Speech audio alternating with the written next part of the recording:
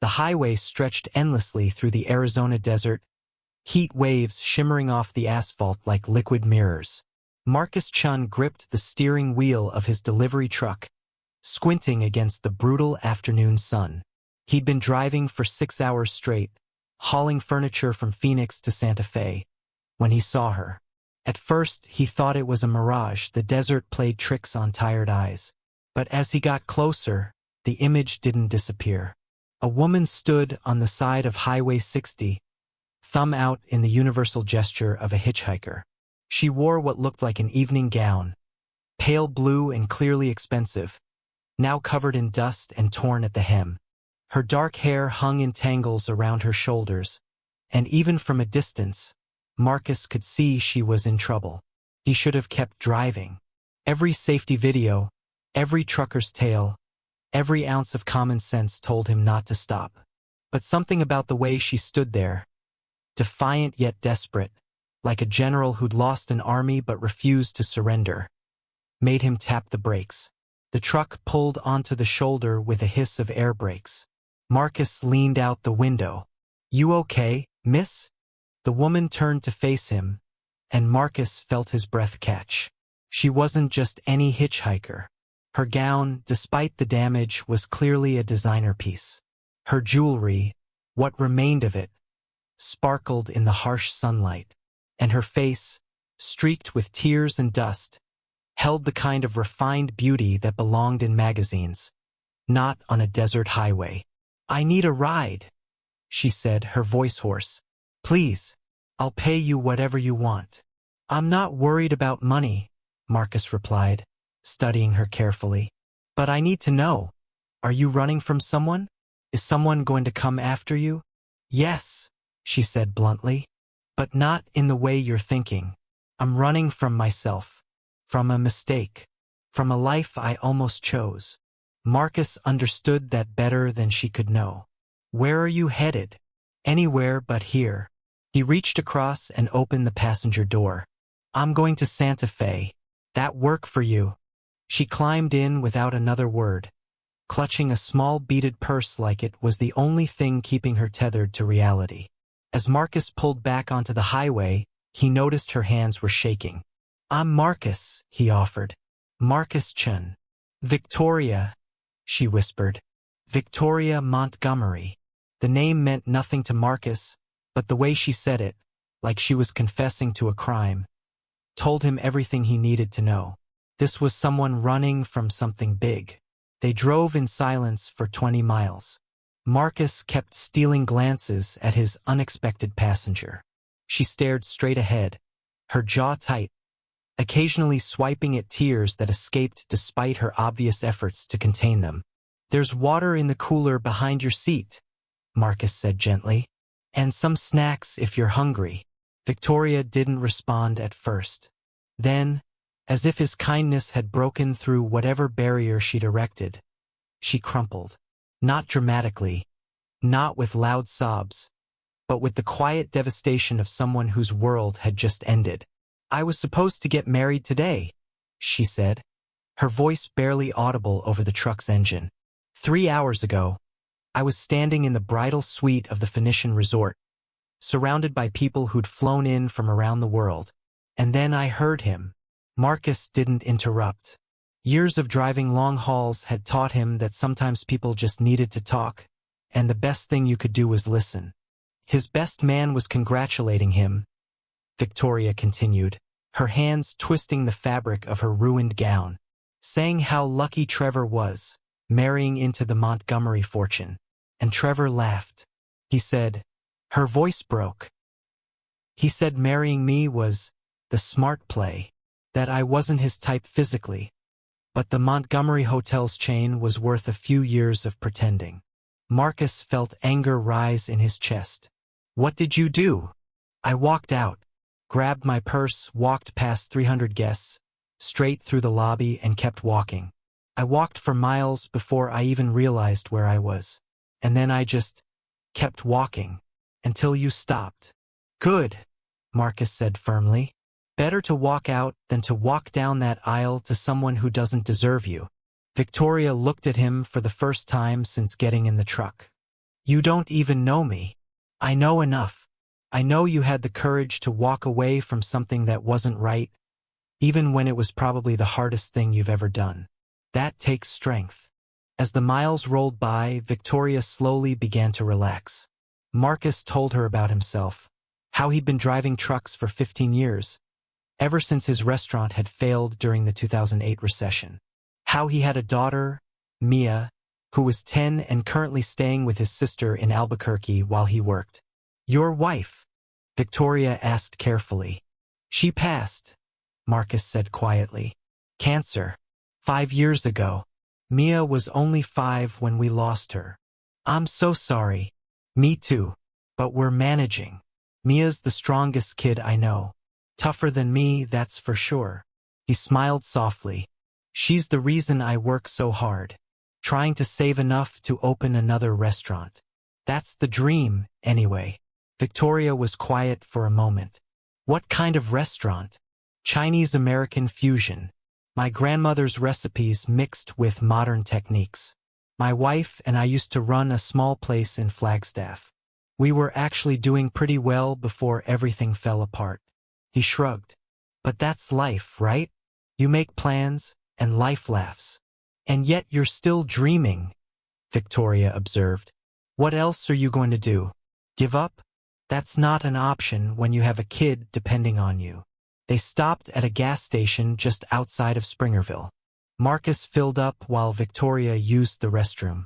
When she emerged, she'd washed her face and pulled her hair into a messy bun. She looked younger without the makeup, more vulnerable. I called my assistant, she said as they got back on the road. Told her I was safe but needed some time. She's been fielding calls from my father all day. He's not happy. I'd imagine not. Thomas Montgomery doesn't do scandal well.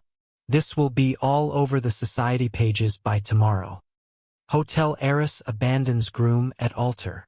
They'll have a field day. Marcus glanced at her. You're worried about his reputation or yours? Victoria was quiet for a long moment. I don't know. Maybe both. Maybe neither. I've spent my whole life worrying about what people think. And where did it get me? Almost married to a man who saw me as a business transaction. So stop worrying about it. Just like that. Why not? You already did the hard part. You walked away. Everything else is just noise. They reached Santa Fe just after sunset. Marcus had a delivery to make at a furniture store on the outskirts of town, and Victoria waited in the truck while he unloaded. She watched him work, efficiently, carefully, treating each piece of furniture like it mattered. There was a quiet dignity in the way he moved, a contentment that Victoria realized she'd never felt despite all her advantages. All done, Marcus said, climbing back into the cab. There's a decent motel about 2 miles from here. I can drop you there if you want. Or, he hesitated. Or what? Or you could come meet my daughter. My sister's place is only an hour from here. We could grab dinner, you could get a proper meal, maybe a shower and some real clothes. No pressure, but the offer's there. Victoria should have said no. Should have taken the motel option, called her father, started dealing with the mess she'd created. But something about Marcus's kindness, his uncomplicated decency, made her want to hold onto this strange day a little longer. I'd like that, she said. If you're sure your sister won't mind.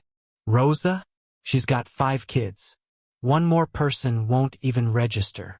He wasn't wrong. Rosa Chen's home was cheerful chaos. Children ranging from ages 3 to 15 running in all directions. The smell of cooking filling the air. Salsa music playing from somewhere upstairs. Rosa herself was a whirlwind of energy, hugging Marcus hard before turning curious eyes on Victoria. Who's your friend, Hermano? This is Victoria. She's had a rough day. I thought maybe she could join us for dinner. Maybe borrow some clothes? Rosa took one look at Victoria's designer gown and raised an eyebrow, but her smile was warm. Anyone Marcus brings home is welcome. Come on, Victoria. Let's get you into something comfortable. 20 minutes later, Victoria emerged wearing Rosa's jeans and a simple t-shirt, her hair still wet from the shower. She felt more like herself than she had in months. Or maybe, she realized, she felt like someone new entirely. Mia appeared in the doorway, a small girl with Marcus's dark eyes and a serious expression that seemed too old for her face. "You're the lady from Dad's truck." "I am," Victoria said, kneeling to Mia's level. "Your dad was nice enough to give me a ride when I really needed one." "Were you in trouble?" "Yes," Victoria said honestly. "But I'm okay now." Mia considered this. Dad's good at helping people. He helped Mr. Peterson move his whole house last month even though his back hurt. And he always lets Mrs. Rodriguez's kids ride in the truck when her car breaks down. He sounds like a good dad. "He's the best dad," Mia said with fierce certainty. Then, with the bluntness of children, "Your dress was really pretty. Why was it ripped?" "Mia," Marcus said from behind them, "maybe let's not interrogate our guest." "It's okay," Victoria said, standing. "I ripped it because I was running away from something scary. Sometimes you have to run so fast that things get torn." Mia nodded like this made perfect sense. "I get it. When Mom was sick, I used to run really fast so I couldn't hear people being sad." The simple honesty of it nearly broke Victoria's heart. Dinner was loud, messy, and wonderful. Rosa's children fought over who got to sit next to the princess, as they decided Victoria must be given the gown. The food was simple but delicious. Rosa's homemade enchiladas, rice, beans, fresh tortillas. Victoria couldn't remember the last time she'd eaten a meal that wasn't carefully plated by a professional chef or served at a business dinner. "So," Rosa said, passing the salsa, "not to pry, but are you going to tell us why my brother found you hitchhiking on Highway 60 in an evening gown?" "Rosa," Marcus warned. "It's okay," Victoria said. She took a deep breath and told them everything. Trevor, the overheard conversation, her father's expectations, the life she'd been living that never quite felt like hers. The table was silent when she finished. Even the younger children had stopped their usual chaos to listen. "That Trevor guy sounds like a pendejo," Rosa's oldest daughter, Sophia, announced. "Language," Rosa said automatically, but she didn't disagree. "You did the right thing," Rosa said firmly. "Better to be alone than with someone who makes you feel alone." "That's what Dad always says," Mia added. "He says Mom used to tell him that loving someone means making them feel bigger, not smaller." Marcus looked embarrassed but didn't contradict his daughter. After dinner, the children dragged Victoria into their living room to show her their various treasures, drawings, school projects, a rock collection, a half-finished jigsaw puzzle. She found herself laughing, really laughing, for the first time in months. Later, after the younger kids were in bed, Victoria sat on Rosa's back porch with Marcus, listening to the desert night. "Thank you," she said quietly, "for everything, for stopping, for listening, for bringing me here. You didn't have to do any of it." "Sure I did," Marcus replied. "That's what decent people do. They help." "Not in my world," Victoria said with a bitter laugh. "In my world, people help when there's something to gain. Everything's a transaction." "Then maybe you're in the wrong world." Victoria looked at him, this truck driver with kind eyes and calloused hands, who'd given her more genuine kindness in one day than she'd received from her fiancé in 2 years. "Maybe I am," she said softly. Victoria stayed in Albuquerque for 3 days. She told herself she was just hiding out, avoiding the inevitable media storm and her father's disappointment. But the truth was simpler. She was happy. She spent her days helping Rosa with the kids, learning to make tortillas, listening to stories about Marcus and Rosa's childhood. She learned that they'd grown up poor, that their parents had immigrated from China before they were born, that they'd built everything they had through hard work and sacrifice. In the evenings, Marcus would return from his routes, and they'd talk for hours, about everything and nothing, about dreams deferred and hopes held on to. about loss and resilience and finding joy in small moments. "You should come to Flagstaff," Marcus said on the third night. "See the restaurant space I've been looking at. It's nothing fancy, but the location's good, and the rent's reasonable." "I'd like that," Victoria said, surprising herself. The next morning, she finally called her father. Thomas Montgomery's voice was carefully controlled, the way it always was when he was furious. "Victoria, I've had 300 guests asking questions. Trevor's family is threatening lawsuits. The press is having a field day. Where exactly have you been?" "Figuring things out," Victoria said calmly. "Figuring things out? You humiliated yourself, embarrassed me, destroyed a beneficial merger."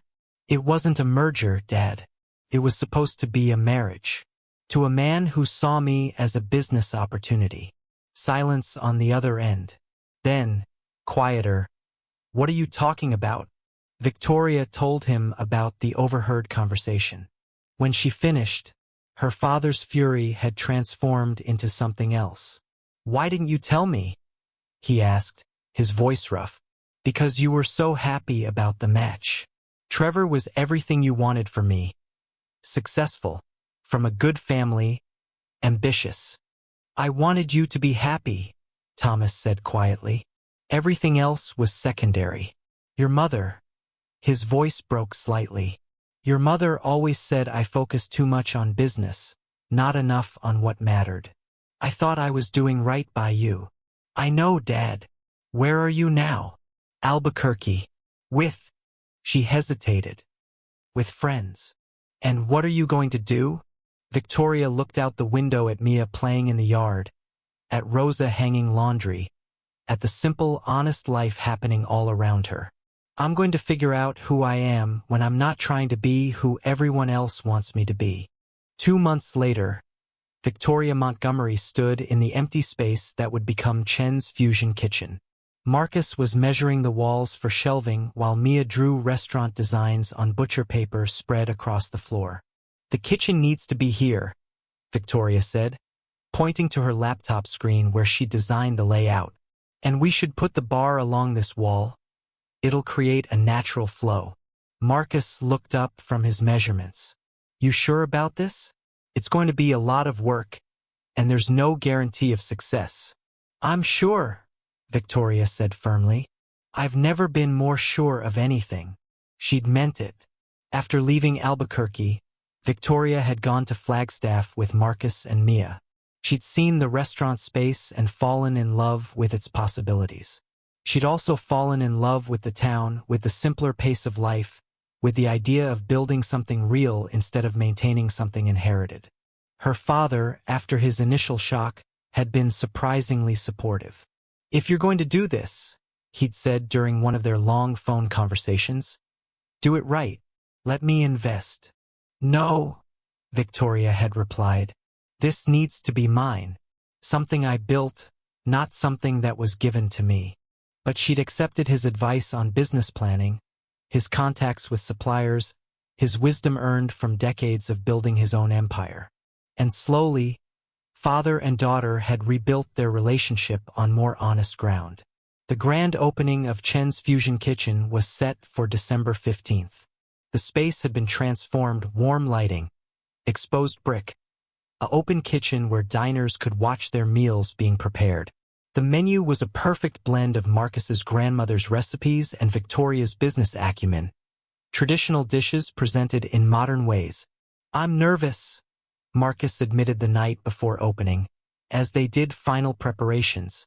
"Good," Victoria said, squeezing his hand.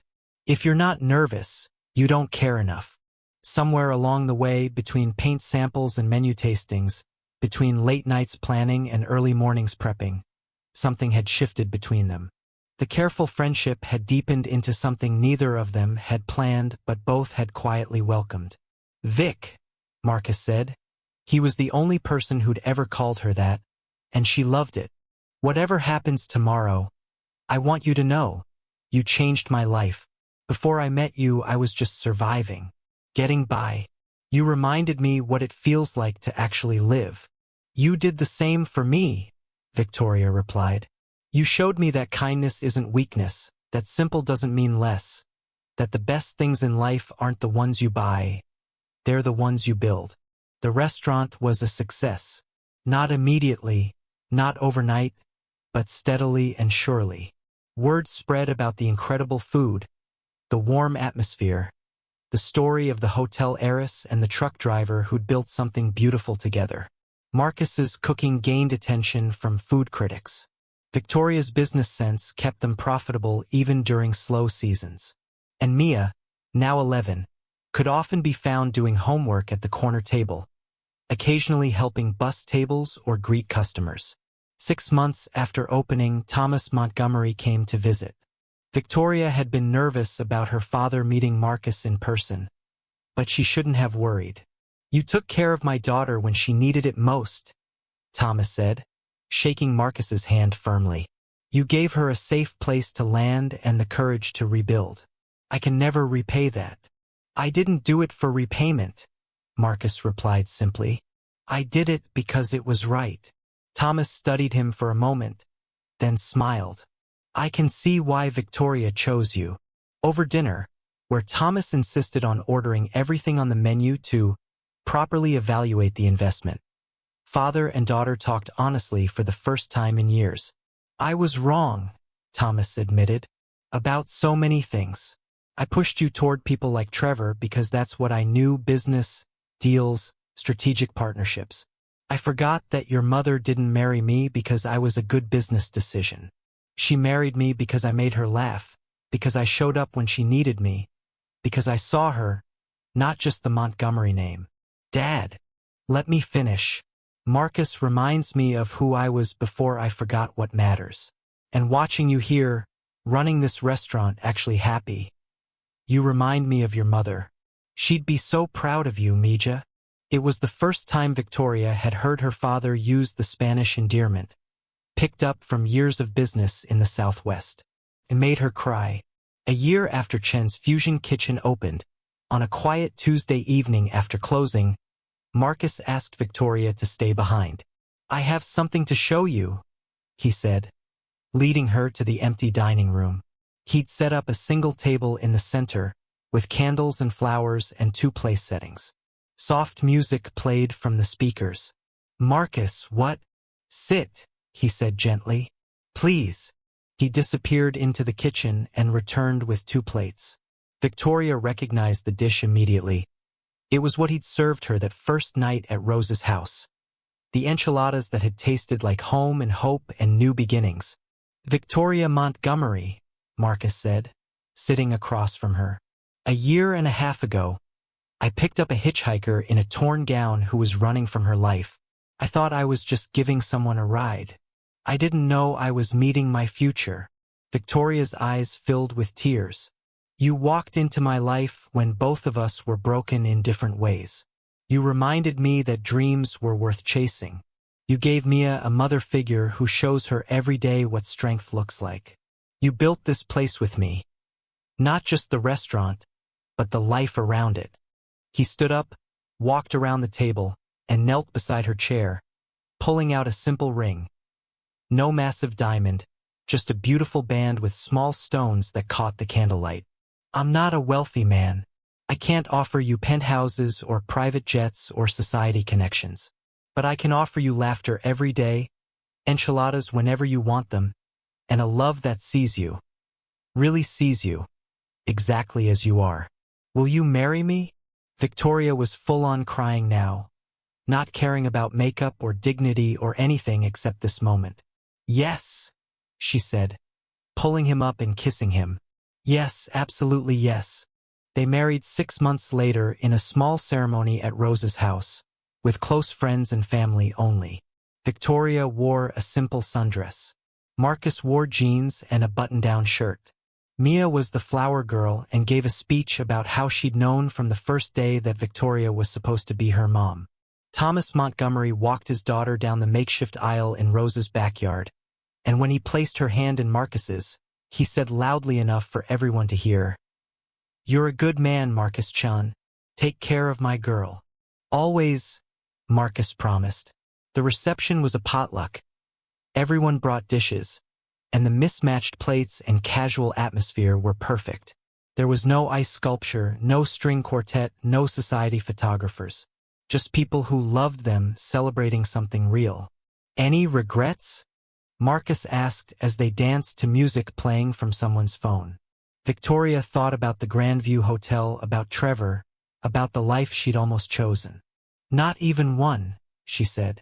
"That day on the highway was the worst day of my life, but it led me here. To you, to Mia, to this life. So no regrets at all." "Good," Marcus said, pulling her closer. "Because you're stuck with us now. Promise?" Victoria asked, laughing through happy tears. "Promise." Chen's fusion kitchen had expanded to 3 locations. Marcus had won several culinary awards. Victoria had been featured in business magazines as an example of someone who'd successfully transitioned from corporate heir to small business owner. But the thing Victoria was most proud of wasn't in any magazine. It was Mia, now 16, who'd just been accepted to culinary school with a full scholarship.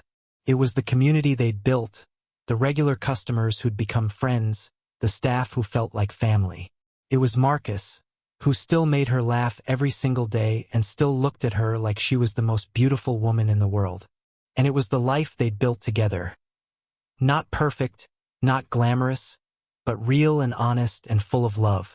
Sometimes Victoria would drive past the highway where Marcus had picked her up 5 years earlier. She'd think about that day, the fear, the heartbreak, the courage it took to keep walking into the unknown. And she'd thank the universe for sending her a truck driver with kind eyes who'd stopped when he didn't have to, who'd seen her when she'd felt invisible, who'd shown her that sometimes the best things in life happen when your plans fall apart. Because sometimes disaster is just opportunity in disguise. Sometimes the person who saves you is the one you were always meant to find. And sometimes love finds you hitchhiking on a desert highway, running from a life that was never yours, toward a future you couldn't have imagined. The best adventures, Victoria had learned, begin when you have the courage to walk away from what's wrong and toward what's right, even when you don't know what right looks like yet. She'd walked away from a penthouse and found a home. She'd left behind a strategic marriage and found true love. She'd abandoned a life of obligation and discovered a life of purpose. And it all started with a simple question on a desert highway. "You okay, miss?" The answer, Victoria thought now, 5 years and a lifetime later, was finally, truly, yes. She was okay. Better than okay. She was exactly where she was supposed to be. And it had all begun with one brave decision to keep walking, and one kind stranger who stopped to help.